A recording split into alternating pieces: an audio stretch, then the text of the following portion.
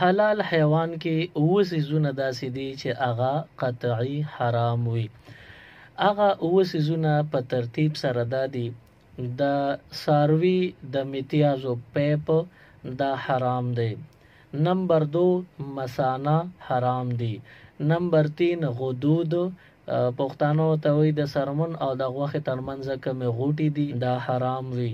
نمبر 4 حرام مغز دا حرام دی. نمبر 5 د مذکر حیوان کپوره دا حرام دی. نمبر 6 د څاروي تریخې دا حرام وي.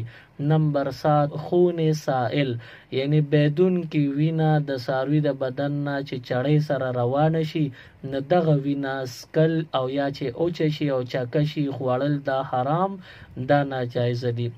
دا مسله فتاوا رحیمیه جلد نمبر 10 صفحه نمبر 75 کې ذکر شوی ده.